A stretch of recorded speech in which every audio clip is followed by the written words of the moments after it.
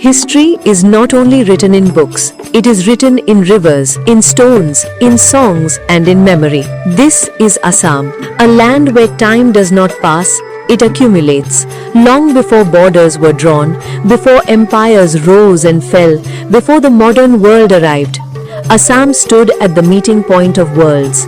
India and Southeast Asia, mountains and plains, myth and history. This is not the story of one dynasty, nor of one people. It is the story of continuity through change. A civilization that absorbed without vanishing, adapted without forgetting. This is Assam through the ages. Assam's first historian was its geography.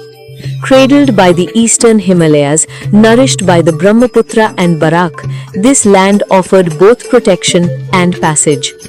Archaeological remains from sites such as Ambari and Sarutaru reveal continuous human inhabitation from the Neolithic age.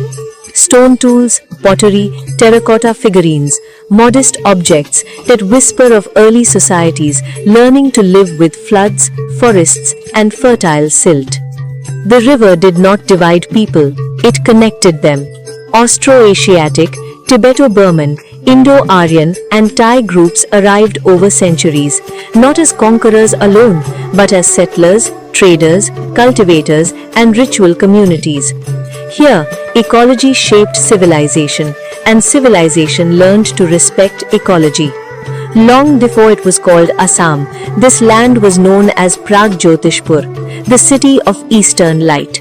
In the Ramayana, it appears as a golden city at the edge of the known world.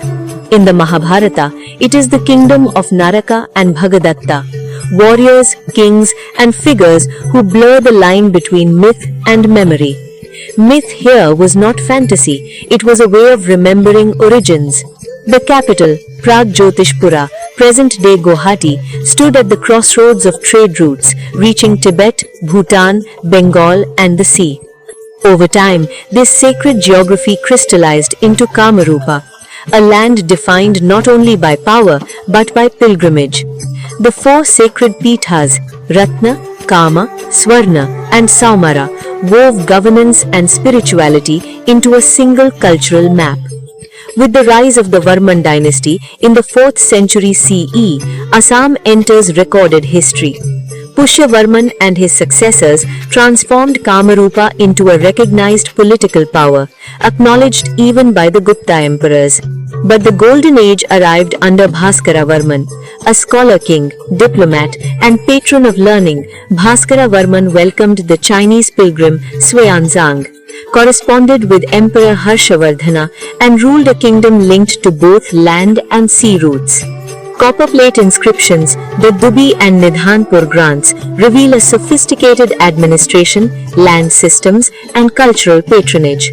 Following the Varmans came the Mlecha dynasty, indigenous rulers who asserted local identity while embracing broader Indic traditions. And then the Pala rulers of Kamarupa, not the Buddhist Palas of Bengal, but Hindu kings who strengthened temple culture and tantric worship. Across these centuries, capitals shifted, Guwahati, Tejpur, Durjaya, Kamatapur. But the civilizational core endured. Assam's history is also written in stone, from the sculpted doorway of Daha Parbatia to the ruined temples of Chardwar and Vishnupur. The landscape reveals an advanced architectural tradition. Shaiva, Shakta, Vaishnava, and even proto-Buddhist influences coexist in these remains. Kamakhya or Nilachal Hill stands as the spiritual axis, evolving from an indigenous fertility shrine into one of the most powerful centers of tantric worship in South Asia. Here, worship did not erase older beliefs, it absorbed them. From the 13th century onwards, Assam faced repeated invasions. Turkish and Bengal Sultanate armies entered the land and repeatedly failed. The Kanai Barasi inscription records one such defeat in 1206 CE, a stark line carved in stone declaring survival. Geography, climate, and local resistance formed Assam's first line of defense. As ancient Kamarupa fragmented, new indigenous powers arose, the Khen, Koch and Kachari rulers, preparing the ground for Assam's longest-lasting polity. In 1282 CE, Sukapha crossed the Patkai hills. He did not arrive as a conqueror, he arrived as a founder. The Ahoms built a kingdom that lasted nearly 600 years, not through brute force alone, but through adaptation, alliance, and administration. The Payak system organized society. The Buranjis recorded history with remarkable precision. Coinage, manuscripts, and art flourished. In 1671, under Lachit Borphukan, the Ahoms defeated the Mughal navy at Saraighat, proving that a river could be a fortress. Over time, the Ahoms embraced Hinduism while preserving Thai rituals, creating yet another synthesis in Assam's layered identity. Parallel to political power rose a moral revolution.